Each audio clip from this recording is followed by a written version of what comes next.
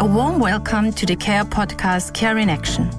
Today we have a very interesting guest, and I'm personally very pleased about having him join our podcast today, Professor Rathkolb. Let me introduce him briefly. He is the director of the Department of Contemporary History at the University of Vienna. He is the chairman of the Academic Committee of the House of European History in Brussels, the chairman of the International Scientific Advisory Board of the Austrian House of History in Vienna, and the executive director of the Bruno Kreisky Foundation for Services to Human Rights. Today, we invited him to CARE to speak about the significance and historical dimension of the very famous CARE package. Professor, in a few days it will be exactly 75 years ago that the first CARE packages arrived at the Franz Josef railway station in Vienna. At the time, Vienna was considered the hungriest city in Europe. Can you tell us a little bit, although of course not from your own experience, what the situation back then was like for the Viennese? Thank you. I would also like to warmly welcome you and thank you very much for this invitation. CARE has a very important place in the early history of the Austrian Second Republic. Let us briefly try to put this into historical context. Today's Austria was severely affected in many areas by the Second World War. Above all, large urban centres, railway hubs, and Vienna in particular. The liberation of Vienna by the Red Army then led to further destruction at the last minute due to the resistance of the Wehrmacht and the SS. Austria was actually divided until the autumn of 1945. On the one hand, there was the Soviet occupation zone, which meant that Vienna, Lower Austria and Burgenland, which had not yet been established by the way, and a small part of Upper Austria were under Soviet administration. The rest of Austria was divided between the Americans, the British and the French. There was an almost impenetrable border along the river Enz. The supply situation in eastern Austria, and especially in Vienna, was catastrophic. A consequence of the war, of looting not only by soldiers of the Red Army, but also by the civilian population. The strict National Socialist rationing system collapsed. It was to take months, despite efforts by the Red Army, such as the so-called May Donation, which was the distribution of previously confiscated foodstuffs to Vienna and its surrounding areas. Until in 1946-47, the food situation slowly somewhat improved again.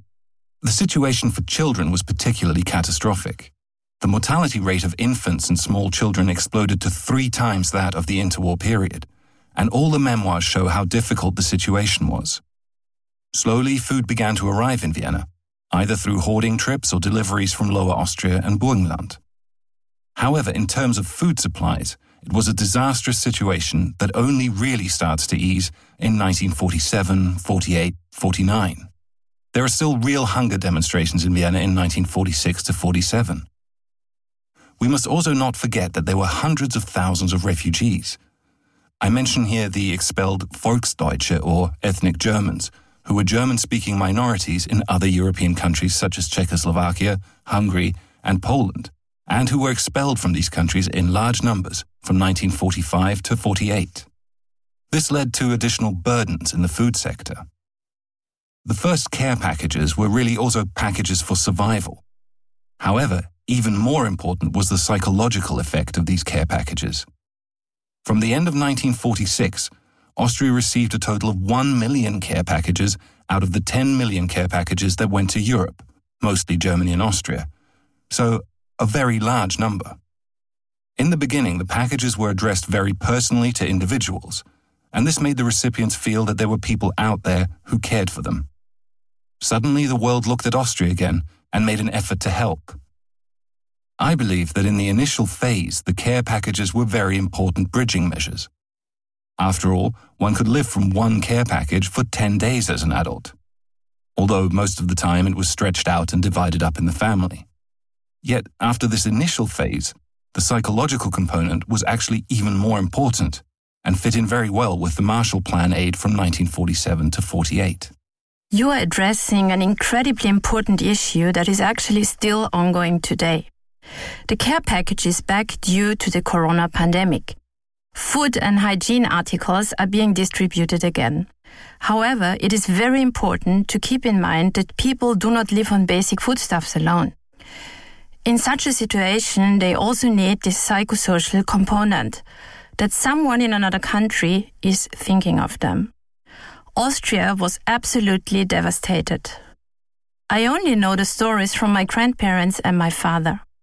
My grandmother often told me that the contents of the package were, as you described, stretched out to meet the needs of the family. It was kept and preserved. It was something special. This means that even with today's modern aid after catastrophes like in Syria, where we are talking about 10 years of war, it is very important not to forget that people do not live on basic foodstuffs alone, but also need spiritual nourishment. It really has to be said that the Americans understood this perfectly. There was a big PR campaign around the care package, similar to the Marshall Plan, the European Recovery Program, and it also had the big goal of creating peace. We must not forget that Nazi Germany waged war against almost all of Europe between 1939 and 1945. The Americans entered this war belatedly, but nevertheless. This means that for many years, in Austria since 1938, the population was exposed to nationalist propaganda with images of the enemy.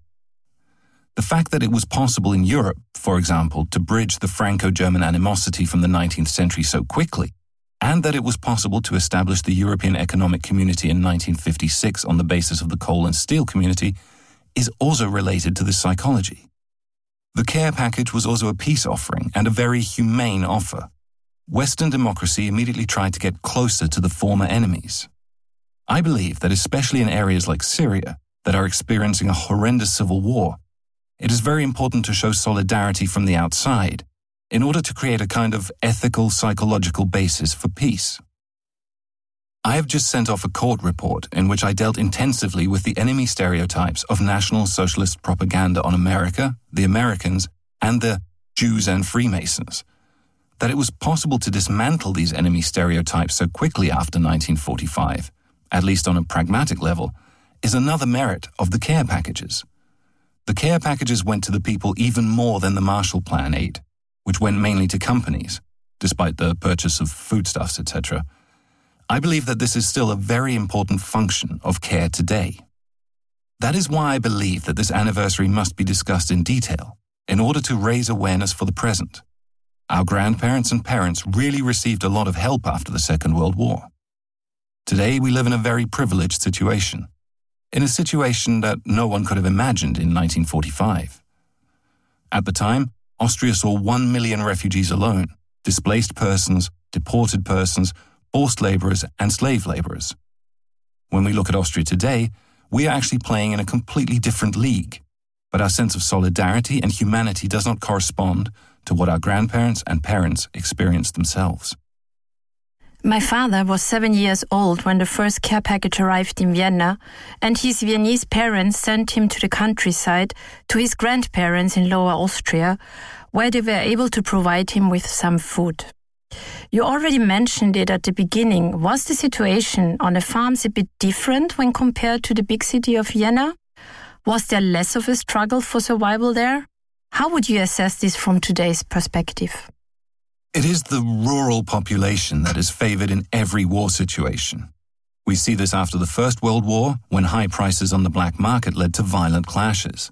The same thing happened in 1945, but to a somewhat lesser extent. It was always a question of supplying the large centres. It took some time until this worked. It was not until autumn 1945 that there was a government responsible for the whole of Austria, which then also prepared the first National Council elections in November 1945, starting from October the same year. We can gather the general atmosphere at the time from the way the polling stations looked that winter. The famous speech by Federal Chancellor Leopold Fiegler at Christmas 1945 is, I think, a good example of this catastrophic, disastrous situation. In this respect, precisely in 1946, these signals from the United States were particularly important. In this context, the private initiatives behind CARE, that is, not only government organizations but also business people, individuals who joined forces, who also invented the framework, in other words, this public-private partnership was also, I believe, a very essential element of CARE after 1946 until 1955. This means that the care package is still remembered by many people today. not only because it was part of the Marshall Plan and helped a lot after the war, but also because of its emotional component that was passed on within the family, even over generations. Exactly. It is this individual memory that we usually underestimate, that is very strong in families in a positive and negative sense. Prejudices can also be transported. But in this case, it is a positive memory that is then passed on in the families. What does not really work in the present is to make people aware that there was massive help for Austria in 1945 until well into the 1940s and 1950s. In my opinion, that is primarily the task of politicians, but also of the media. Even though Austria was part of the German war machine, even though there were Nazi concentration camps and many subcamps on Austrian territory, war crimes and much more, nevertheless, the former enemies very quickly developed this solidarity and awareness that we have to and should build something together. Today, however, we lack the feeling that our families, parents, grandparents, great-grandparents have received a lot. We give back too little. Although Austrians are actually willing to donate, but this acceptance, this awareness of helping in international conflicts is not really pronounced. In this context, European politics is always called upon to simply make it clear that the war in the Middle East, for example, is a war in Europe. We always have the tendency to think that the Mediterranean and Greece and the so-called Balkans are all so far away. At the same time, we get on a plane and fly to these crisis areas within a very short time. Well, in better times. And another important aspect is missing in our minds, that this is something that creates security for us.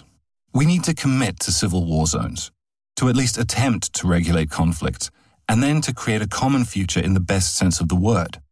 In the 1970s, this was still a topic under discussion in Austria. I recall the policy of the Federal Chancellor Bruno Kreisky at the time, who desperately tried to make it clear at the Conference on Security and Cooperation in Europe that we Europeans must get involved in the conflict in the Middle East. Otherwise, we ourselves would be affected by it.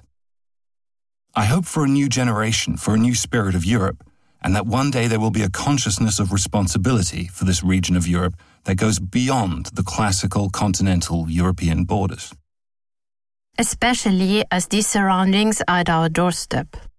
We see all the refugee camps that are springing up on the borders of Europe. CARE works in a refugee camp in Bosnia near the border.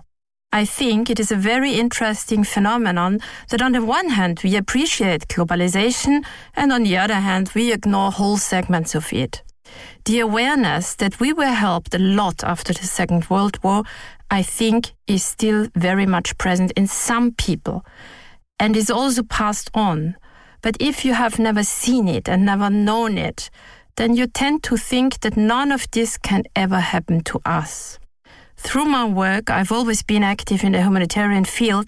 I know that anything can happen to anyone at any time and that we are all very much interconnected. The refugee flows that we discuss so heatedly politically, where do you think the refugees come from? No one flees for fun or because they want to go somewhere else. People are largely forced to do so.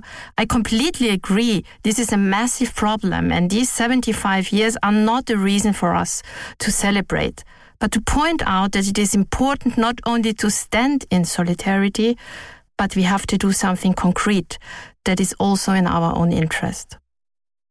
With COVID-19, we as a society simply stood by at the beginning. From politicians to the individual citizens, until we recognized the extent of the pandemic, a global disease. Therefore, I increasingly have the feeling that, economically, we like to live turbo-globalization, but we are not at all ready for it in our heads. I also believe, and this is a responsibility of politicians in my opinion, that we need turbo-globalization in the area of our education system as well. It starts in kindergarten and continues in primary school. We talk about the history of our town, and we dutifully paint the coats of arms of the federal provinces and the red, white, red flag of Austria. I did this too. But we live in a different world today, and that is not only the European Union. It would be a great challenge to consider which elements of global understanding are needed to find one's way in the 21st century. And, I say this quite consciously, to survive after COVID-19. We could have spared ourselves a lot if we had thought a little more historically. We only have to look at the Spanish flu, which towards the end of the First World War, coming from the United States, quickly reached Europe, mainly hitting cities in Great Britain, but also Vienna. My own great-grandfather, who moved from Graz to Vienna as a newly retired teacher and school inspector, fell victim to it. But we lack both the historical awareness and the awareness that we live in a completely different world and that we have to think and act globally. In this respect, a curriculum that deals with CARE's experiences in the past, but especially in the present, would be just as important as other issues of turbo-globalization. Actually, our curricula at all levels, down to primary school, should be completely revised. They are far too narrow, far too nationalistic, and actually entirely unsuitable in the 21st century. But that will still take some time. Because I cannot choose and say, today I live in Austria, tomorrow in the European Union, and then I'll be global if I want to go on holiday somewhere. Instead, we are in a global interconnected world, and everything that affects anyone on this planet can also affect us directly. Moreover, I think we are so much better informed about everything these days. This has also changed in the last 75 years. The speed with which we know about disasters today, we are completely filled in on what is happening anywhere in the world in a matter of seconds. As I have already said several times over the last few days, the care package is more topical than ever. You have mentioned the pandemic several times, which does not completely undo all the development goals previously achieved, but it does have a negative impact. Hunger is on the rise again, which means that food will have to be distributed again. Food prices are overshooting. The food prices are now 7 times higher than before the pandemic.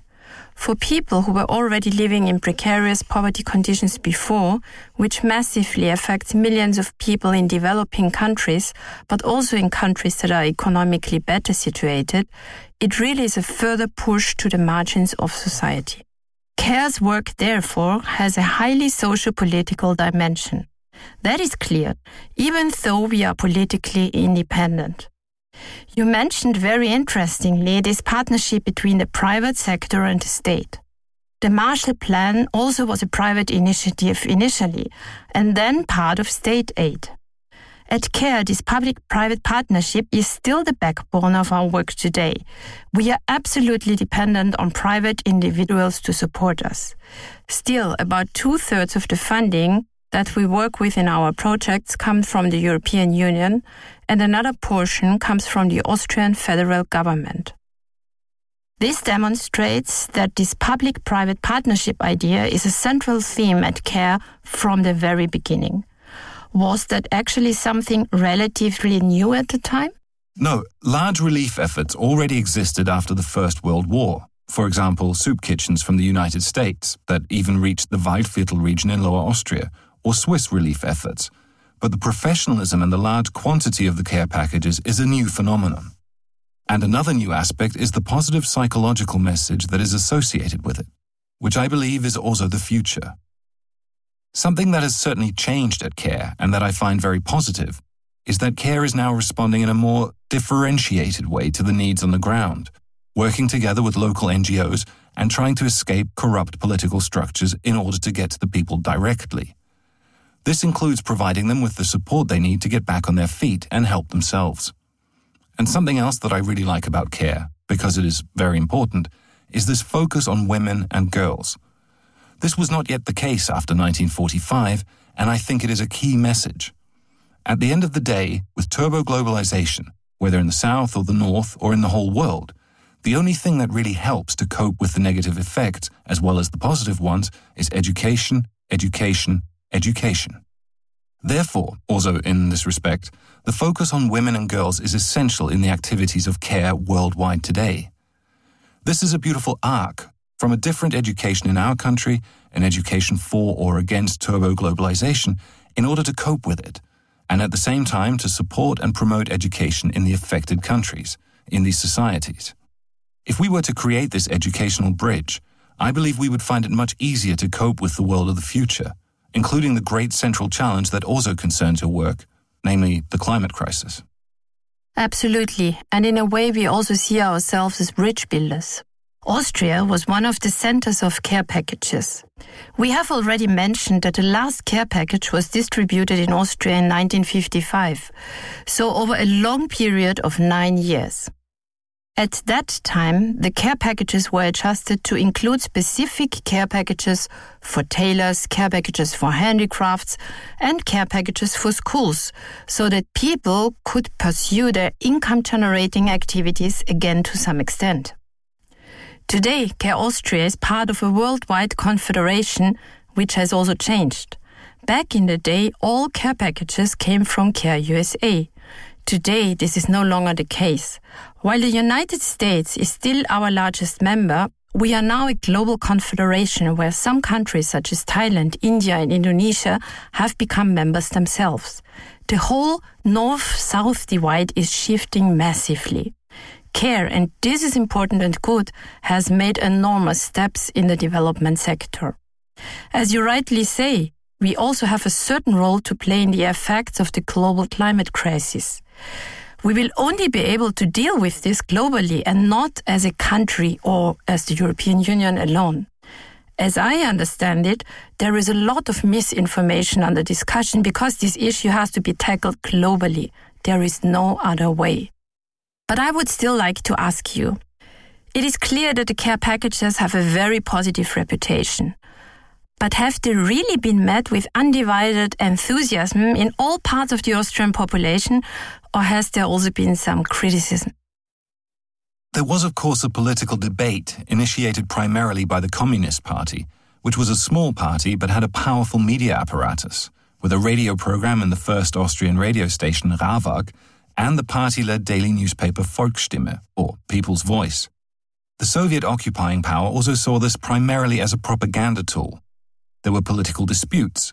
Certainly one problem in Austria was that most of the aid went to urban areas. Over time, however, the positive content of the care packages became evident. An important difference to the Marshall Plan was that the Marshall Plan was very political. Hardly any Marshall Plan funds could go to the Soviet zone. That meant parts of Lower Austria, Vienna, and Burgenland. Care was more open-minded. There was no political west-east border. That is why the care packages were better distributed. For Vienna in particular, but you also find care packages in Burgenland, for example, this was an important signal for survival, and a signal that the future could be mastered together, and that this was not about punishment for the Second World War.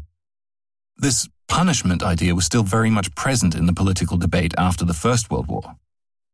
This time, it was about building a common future. It is a fact that very soon, from 1947 at the latest, the Cold War also played a role.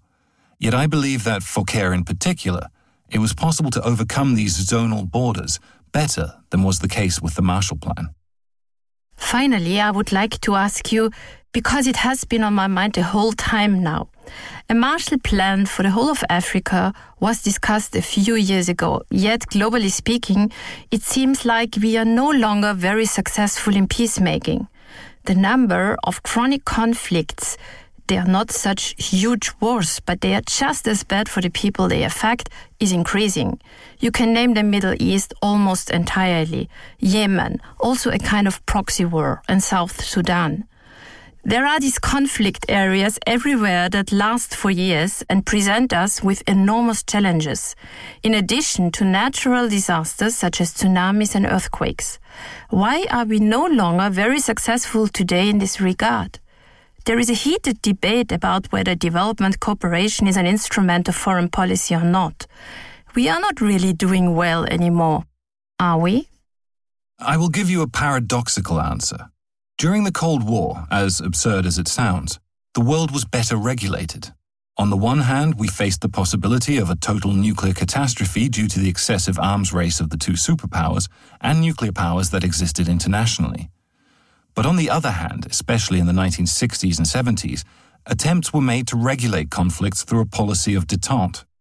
In other words, joint activities were undertaken so that when certain conflicts escalated, such as the one between Israel and her Arab neighbors, the Palestinian question, a way could be found by the Soviet Union and the United States to at least regulate the situation in such a way that it would not totally explode and spread like wildfire. Since the end of the Cold War, The world has become more complex. I think we stumbled into this situation very euphorically and naively, without seeing that certain political structures and attitudes do not disappear overnight.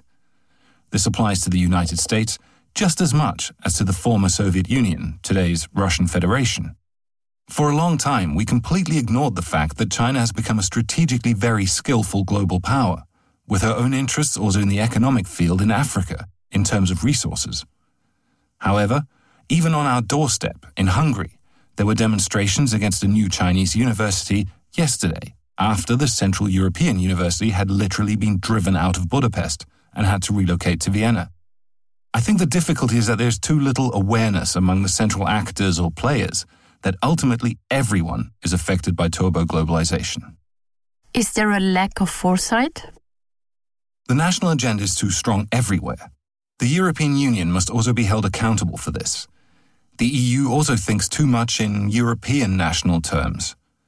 The Americans are beginning to change a little, but with Trump it was pure nationalism, so to speak. In the case of the Russian Federation, after the trauma of the collapse of the Soviet Union and the attempt to show strength again through a new nationalism, there is a need for new regulations. There is a need for new regulatory mechanisms, similar to those used in the policy of détente in the 1960s and 70s. It took a long time before that worked. In my opinion, the European Union has a great responsibility here, an opportunity that it unfortunately does not take. It still does not see itself as a global player, although economically it is a global player. And a way must be found either to bring China on board or to disclose China's geostrategic interests and to find a way of dialogue here. This also applies to the Russian Federation. I believe that a new policy of détente is needed in turbo-globalization. There are still no suitable structures for this, of course the United Nations, but I am skeptical as to whether it is the right player. My hope is that this will come one day. And there are first signs of this, strangely enough, in the economic sphere, with the attempt to introduce at least a minimum tax globally, which could also help to reduce this ever-widening north-south divide, especially against the backdrop that the pressure of the climate crisis is growing. This affects the Russian Federation just as much as China. Some time ago, I dealt very intensively with 1989. And it is often forgotten, especially in the Baltic states, that environmental issues were an important element of mobilization against the communist regime. One should not forget that once great numbers of people are directly affected by the climate crisis, there is a possibility for something to happen politically in this direction as well. I believe we need to demand and hope for a new policy of détente. This means taking joint responsibility for the settlement of conflicts.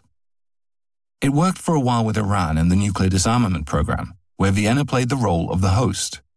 We simply have to continue working in this direction and put an end to these proxy conflicts that we also saw during the Cold War.